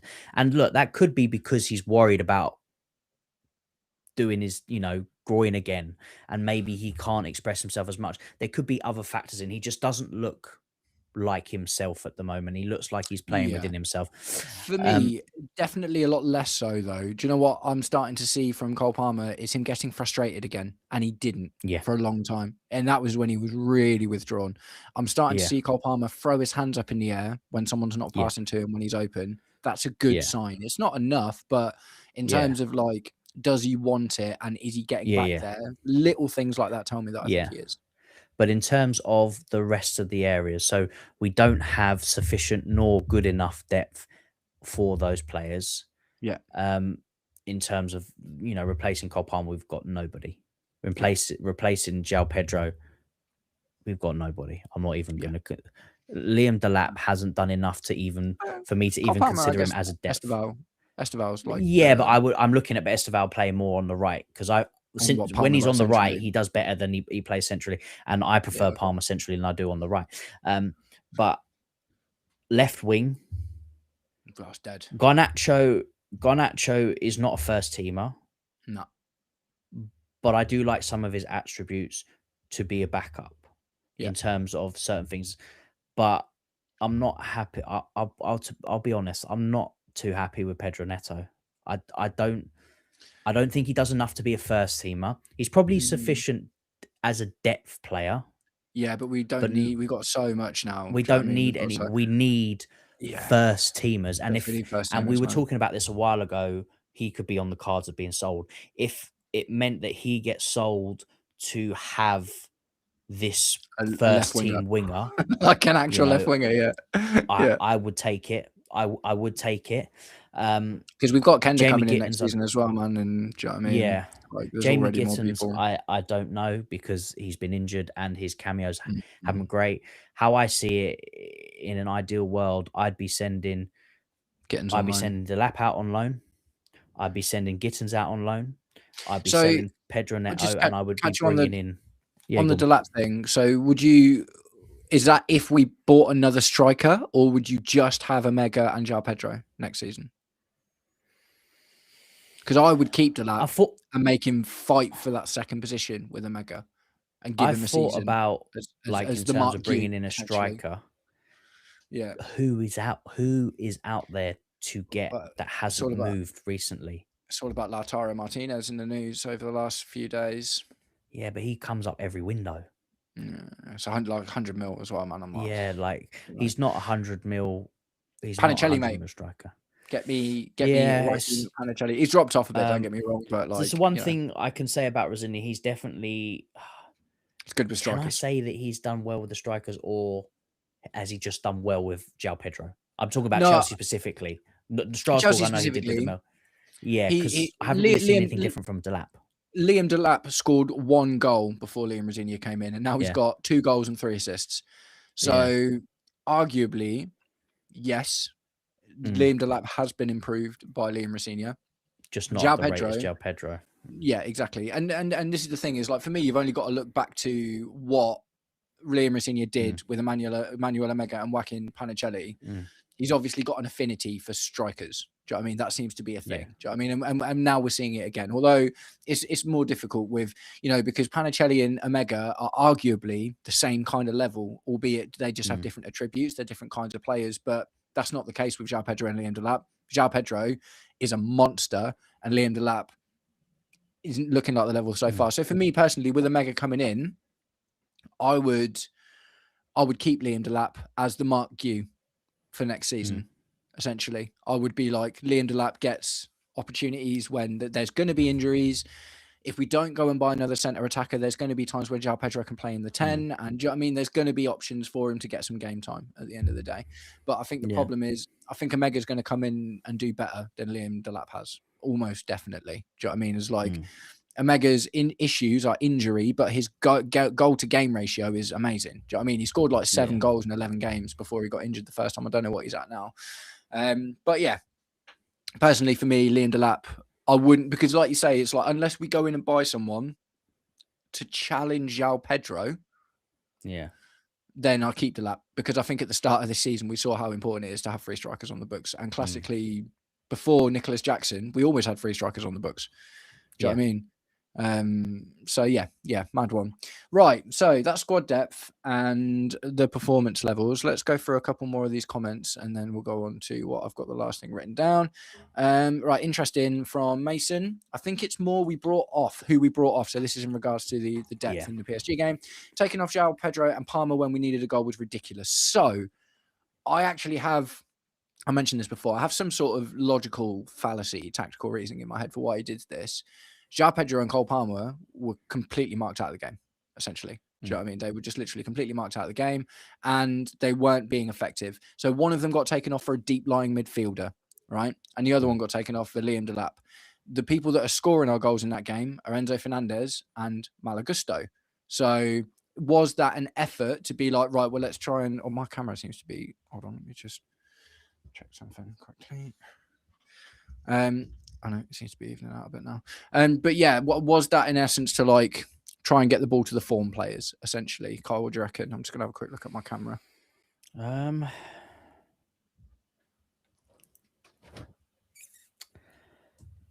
mate, I think it was a mistake. Your camera's gone. Yeah, it's just I think it was a mistake to take him off, if I'm going to be honest. We talk about this a lot. Players can be having a poor game, being marked out of the game, whatever it may be. But players like João Pedro now, of recent times, and Palmer, they are players that can produce little moments of magic out of absolutely nothing at any point in the game. From minute 1 to minute 90, you don't know when it's going to happen, but it can happen. I feel more comfortable chasing a goal with them on the pitch Yeah, that's fair. than with the players that were brought on. I didn't when I saw the lap come on, I didn't see us scoring. I Yeah, didn't even consider it. But even with João Pedro, his minimal you know, play that he could do in that game. And I thought he had moments where he was, he was picking up the ball, he was holding it up pretty well. yeah. Um, I'd still feel there was a chance for him in the game. Okay. And that's me from a fan perspective. The players will know that too. You're taking off a striker that scored 12 in 11 games, and you're Yeah, bringing on one that's not even done 3 and 3. yeah. That's a big deal. And you're taking off a Palmer that's scores you penalties and scores you, worldy goals that can create for other players around him. He is your maestro, your masterpiece. Everybody talks so highly about him. We've seen what he can do, and you brought on a holding midfielder. Yeah, You brought on a yeah. Romeo Lavia that can't stay fit, and It these felt things have a mental effect to the players. So those players coming on, when I see that coming on, I'm looking at, is he just trying to see the game out? Is he actually trying to go for it? And they could have gone, all right, we're going to try and go for it, but they've not had the players that they brought on are not players that are going to go and get you goals. They're players almost that you bring on to see the game out. It's a little bit reminiscent of some of the crazy subs that Maresca was making, wasn't it? Yeah, Where it was just like, why was that happening? And those sorts of subs were being made. yeah, But yeah, no, I agree with that. So to wrap it up, I'm get back on camera for a minute, but I don't think I've got a huge amount of time. yeah. So If you bring up I'll just Mason's one there, because what he's saying there right at the bottom, about bringing them on, yeah, I would have kept them on and then brought on the attacking options. I right, wouldn't okay. have replaced them with those options. I would have probably still brought those options on, but not for those players. Um, because again, Palmer will create goals for those players. João Yeah. Pedro, you could, at that point, if you are chasing a goal, why not have the Lap and João Pedro on the pitch at the same time? Two Yeah. strikers that at least are scoring some kind of goals that could work off each other. And we've seen João Pedro drop into a 10 position to create before and get on the ball. And maybe that's what we could have utilized in that game, because he's being marked out playing up front. He could have dropped. I Yeah, mean, to be fair, midfield was very open for both teams. yeah, So that's true. maybe having him drop in that 10, we could have seen something. But yeah, for me, Rosignol's substitutions were not done correctly. Yeah, The game yeah. management was No, not I agree. correct. Like I say, in my head, like I think I can see the logic, but that's not to Mm, say that I agree with it. And obviously, it didn't yeah. work. Do you know what I mean? It didn't work. So yeah, I'll tell you what. Then, as we're kind of talking about him already, I want to wrap up with Liam Rosignol. How much was he at fault for the result yesterday? And is he the right man to take us forward? I would say probably about 70% fault. 70% at fault. Yeah, because we talk about the decisions that he made before the game in terms of what players to start. Yeah, We've spoken about at the Jordan. beginning, yeah, Mhm. and when he started making these decisions to change the game and affect it with his substitutions, the game wasn't over yet. We weren't out of sight. It was still at a level where we could either claw it back, or if we went back to the bridge at 3-2, I'd still feel like we could get something out of it. Yeah, But yeah, the same, decisions, 100%. yeah, and the decision again, play style, playing out from the back, we know, and I know he knows, and there's no way you can tell me that he doesn't know that his goalkeepers aren't good enough to play the way that he wants to play. Yeah, He's telling them 100%. to do that. So I would definitely say, yeah, and then the 30% is the players themselves, the Yeah. defenders on the day. Jorgensen probably takes 29.9% of Yeah. that, and they take the rest of the 0.1% of it, because that was the catalyst for mental frustration, for them scoring a goal. Everything kind of just Yeah. fell apart after that stupid decision from him. Is he the right man to take us forward?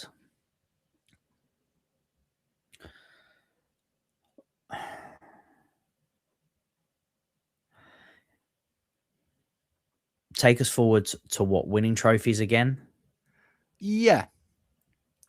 I haven't Yeah, like seen do you enough think to we'll ever win the Premier League with Liam Rosenior as our manager? unless he adapts his tactics and Well, get if he were to get Robin Roofs next season and for 50 mil, who is the goalkeeper that he wants, if he's to get that left winger, because this is what I said about Maresca when he was going through that bad period, and we were about halfway through the season, we were doing live streams with like Mo and stuff, and I was like, I thought Maresca could do it if he was given the right players. Do you know what I mean? So it's really soon after Rosinia coming in. Do you know what I mean? But just from what you've seen, I think it's a bit too soon. But if I go on what I've seen, his tactical decision making, and I don't just sit in the world of we played some good football at the time. yeah, agreed. No, he's not. He's not the level to win you a Premier League title. No, there's only one manager that I want to see in if we sack Liam Rosinia, and I don't think we will, to be completely honest. Because look, I think if you look at the managers that have come and gone under Blueco so far, Thomas Tuchel was sacked right at the beginning. Graham Potter was sacked, but they stuck with him for a really long time, and things got really, really, really bad, and they still stuck with him. Mauricio Pochettino, mutual agreement to walk after a year, and I'm almost positive that was a contract stipulation because he was only given a short deal anyway. Enzo Maresca wasn't sacked, he walked. Yeah. And I have the feeling that Liam Rosinia stays in this job. He's got a 6.5-year deal. That's longer than Maresca got. Do you know what I mean? That's literally longer than Maresca got. So they must trust him more than they trusted Maresca at the time. Because otherwise we'd have just gone for some like interim or whatever, wouldn't we? And wait till the summer. That's why I think there might be something in his contract if he doesn't get Champions League that he goes without compensation. I doubt it because half of it. I don't know. Well, I mean, we'll see. Sure. But I would, from a business perspective, I would find it very stupid for them to not have contract stipulations that gets them out of paying a massive amounts, because it could turn absolutely toxic in the next few. If we don't get Champions League, I promise you, it's toxic now. It's going to be, honestly, you're not going to be able to walk outside without seeing fucking burning shit. It's going to get really, really bad. So I would be very surprised from a business point of view if they haven't put anything. But then, are these guys the smartest? Maybe not. So well, the thing, I it's just so rare, isn't it? Like, it's so rare. I've only ever seen it with Chelsea where managers walk away without getting payments. Do you know what I mean? It's not really something you see in very many other places. So I've got the feeling that they didn't want to sack Maresca. Do you know what I mean? I don't think they really stick it out. Yeah, I don't think they really wanted to sack Graham Potter, but it was just the results were so bad. Do you know what I mean? I think that they are willing to take us further down than we currently are and stick with the thing that we've got in order to build it up.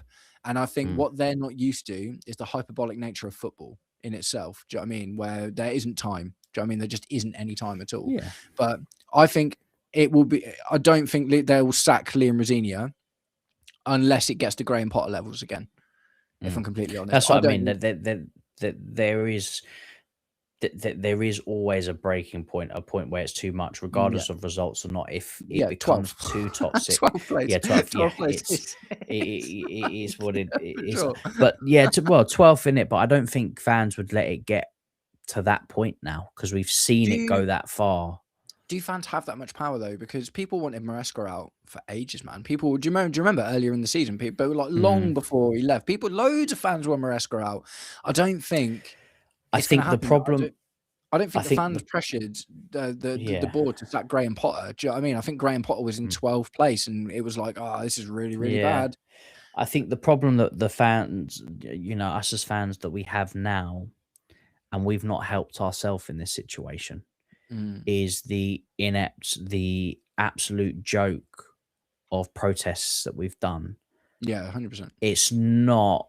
We haven't struck any fear. We haven't made a big enough statement or anything to look at. Though? Like, who has? Yeah, I get what you're saying, but when does it ever? Always. Man United have been screaming about getting their owners out for a decade plus. There's been Yeah, protests. I'm not talking about getting the owners out. I'm talking about in terms of the manager. But even If it's bigger, forcing decisions and stuff, do you know what I mean? It's mm, like, how many Man United fans were Amorim out?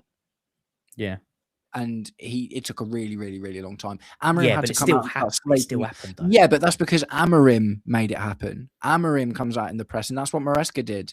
Do you know what I mean? The managers are Yeah, coming but out there's and also slating them in the you know, press. like anything that goes wrong, it's never just one thing that leads to the end. It's I always a just multitude of other yeah, things, and I just can't think of an example where fan pressure has made a mm, club sack a manager. mm. And I feel like you'd know. Well, not solely, but like I said, it will be. It's always going to be part of it at the end of the day because, Mm. like I said, it's never just one thing. Like if Amarim didn't do what he had done, poor performances, fans losing their shit. It was a multitude of things, and then the Yeah. tipping point was his press conference. Yeah, but that You know, came from the man. So what we're talking about, what this is in respect to, yeah, yeah, is the fans being able to affect change. Like you're saying, like the fans are going to kick off and put pressure on the yeah, club to sack. If Liam Rosinia doesn't get yeah, Champions yeah. League, like the fans can put pressure on the club to sack Liam Rosinia. Like I just don't think that's true. Do you know what I mean? I don't think there is anything to say that the fans, like even if the results are bad, like I say, I just can't think of Tottenham are getting relegated and Thomas Mm, Frank and had fallen out with the fans and stuff. Do you know what I mean? Look at Glasner at Crystal Palace. Do you know what I mean? The fans don't want him there anymore, and he's already said he wants to go out, but he's still there because they don't want to sack him. Do you know what I mean? So I just maybe it's glib, but I just don't think that bar something really, really serious, man. And then what I was talking about earlier, like serious boycotts and yeah, financial sacrifice and it's stuff. I just don't think fans being unhappy with the manager is ever going to be enough for the club to be like, I'll tell you what, then we'll get rid of him because you don't like him. no, but it's one of those things. It's not black and white. It's not. It's this and that is the only. When decisions and stuff like this made, they'll look at everything. You know, they'll look at the decisions he's made, how he speaks, how the fans respond to him. Because if he's in 12th and the fans are still singing his name and they're still supporting the team and there's no backlash, when it comes to these sort of things, I do feel ownerships would be more lenient on the situation because he still has the backing. All these things come together to make the decision in the end. So they may not have the extensive power solely to get yourself sacked because it wasn't just Amarin's performance that solely got him sacked because that was No. part of the problem. It was the thing that tipped it. And if you want to take it by one thing, the thing that got him sacked, that Mhm. was the last straw, was the fact The that press he conference. spoke the way that he spoke. But they had 1.5 seasons of poor performance Yeah, after yeah, poor yeah, yeah. performance, after fan outbursts and everything that had been, accumulating together. And eventually there will be a tipping point. So the power is not solely one thing can end a manager's career, No, but no, of course. it But that, does yeah, play if anything, it can play a part to that's it. kind of what I'm saying. Like, I'm saying that Yeah. I don't think it's exactly what I'm saying, in fact, because I don't think that Yeah. if Liam Rosinia doesn't make Champions League and the fans pressure him a load, that he gets sacked. I just don't. I Mm. just don't think. I think that the ultimate decision, and we've seen it in the reverse of what we're talking about as well. Like Jose Yeah. Mourinho at Spurs, the fans loved him. He was 2 days away from a final, and they sack him. Yeah. Do you know what I mean? Like, so the owners just do what they want when they want. Do you know what I mean? Yeah. So it's going to take, in order for these changes to happen, I think the only way we're going to see it is if what happened with Maresca happens. Do you know what I mean? Where these guys just walk. Do you know what I mean? Mm. Because they're like, all right, cool, I just don't want it. Do you know what I mean? And then Yeah. but but in a weird way, there's kind of a weird positive in that because, like I say, I think the club are willing to back Rosinia through difficult periods. We just haven't had a manager that's had the stones to get through that. Do you know what I mean? Because Maresca couldn't Yeah. do it. Graham Potter, I mean, he tried. Yeah. It's just so I mean, bad. you would say Poch did because Poch, I think it Poch, was mutual though, like I say, because of yeah, yeah, in terms of the the end, but he short-term went through a agreement. difficult period during the season Mm. and only managed to pull it out at the end. I'm not saying Yeah. Poch was the right guy, but Mm. he went through that period. Rosinia's obviously, he's not quite gone through it yet. He's had some sticky I think moments, but he's not there yet to see with how he Poch, handles it. Poch had a 2-year deal, didn't he? So I think if Poch had Yeah, have wanted to stay, I think they'd have kept him for another season. yeah, Do you know what I mean? And I think it was Poch's decision. I don't think they went. I think they went in being like, okay, this isn't exactly what we want, but you've got. I think they were probably like, you've got a 2-year deal, so yeah, you know we'll keep you if you want to stick around, but we don't think this is a good long-term fit. So they'd have probably already told yeah, him in an extent that is, you know, it probably wasn't going to work out long-term for him, and he kind of worked, you know, kind of left because of that. And like, yeah. I think this is just part of the what we know about how, you know, these things work is changing. Do you know what I mean? With the nature of football, with sporting directors and the business side of it and all of that, even just the basic relationships between managers, fans and owners is all changing as well. But Yeah. it'll be what it will be. And ultimately, Newcastle on the weekend. How you feeling about it? Look, bad result aside, Yeah. I still think we're going to beat Newcastle on the weekend. Yeah. I still feel, I don't think Newcastle are particularly playing amazing. I don't think they're particularly having a great season. They're definitely there for the taking, but there are a few things that the managers and the players need to sort out this weekend. And I know we've been saying that every week. But we've also seen the performances that we can put in, i.e. against like the Villa and things like that. So yeah, the game is not dead and buried. I think, I know it looks bleak because of the result. Yeah, I feel like it is. Because I I could be saw wrong, it's actually. I think a bit of a bogey town for us, isn't it, Newcastle? Let's have a look. When we go to St James's Park. No, I think it's at home. No, it's at home. It's at the bridge. Okay. So it's at the bridge. So, you know, and look, I think we'll have enough, and I think we will get a result for them. But yeah, there's stuff he needs to sort out. He needs to sort out some things. The players really need to have a look in the mirror this week. Yeah, I think so. I think there needs to be a lot of really hard words, but I think Reece James really needs to do a lot this week. I think it needs to not just come from the manager. I think Reece James and Enzo Fernandez need to step up this week and garner some of that authority that is obviously missing. Do you know what I mean? It's like they need to be listened to on the pitch because they're the captains. Do you know what I mean? So yeah, I think yeah. I'd be doubling training sessions, mate. Doubling training sessions. You sleep at the ground. Like, it's on the ground. You on the ground. You ain't going home until the end of the season. Yeah, in the rain. It's that kind of mode. They need to just galvanize themselves together, pull themselves together, and get through the end of the season, because it's going to be tough. This won't be the last bleak moment because we've seen it. We've seen how inconsistent this team can be. They'll give us some happy moments, they'll give us some great moments, but they'll also give us some dark moments like we went through last night. But that doesn't mean I'm going into every game thinking it's just going to be a dark moment. No. If anything, do that. It's been the story of the season. I have never, I don't think I've ever been confident or worried, worried going into a game this season. There's been zero consistency. We can turn up one week and disappear another. And that is one of my issues, is the lack of consistency ultimately this season. But anyway, we're going to wrap it up there. Kai, thank you so much for joining me. This has been great. It's nice to be back. I've absolutely loved anyone that's in the chat. Thanks so much for being here, for being involved. If you've clicked like, I will check my like figures afterwards. Much appreciate that as well. Thank you for anyone that's loads of great comments today. Loads of good stuff from Omar. We had Burger Buns back. We had Garvey Mox. We got Mason. We had Jay from Talking Chelsea. And we even had Lewis from FFB, Football Fans and Beyond. Yeah, so it's been a real night as well in there. Yeah, always big up Daniel Knight. Yeah, much appreciated. It's been a star-studded comment section tonight, and I've absolutely loved it. Kai, have you got any parting words for the Blue Believers?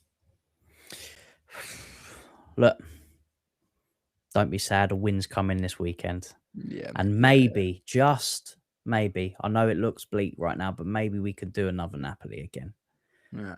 Maybe we could do another Ajax. We've come from 3 goals down before. I'm not saying it ain't going to be hard. Just maybe. At any time, if we could take it to penalties, that'd be epic. Even if we lost, take it to penalties, if we took it to penalties, I'd be okay. Oh yeah, you've got to hope for something, right? You got to hope for something. We are just about to wrap up, mate. But really good to see you, man. Thanks for jumping in. But yeah, no, I 100% agree, man. Like, I'm worried about PSG next week, and I guess it will be Yeah, what it will be. it's We will it's have to not going to see. be pretty. Nah. It's not. But yeah, nice one, guys. Thank you all very much for joining in. We'll probably try and get back to doing this at least bi-weekly, if not weekly, because it's a good time, isn't it, man? And especially even after Yeah. the difficult results, we can all just therapize each other and be sad together. It's absolutely fine. Nice one, guys. Thank you all very much for sticking around until the end of the stream. We will catch up with you very, very soon. Take it easy.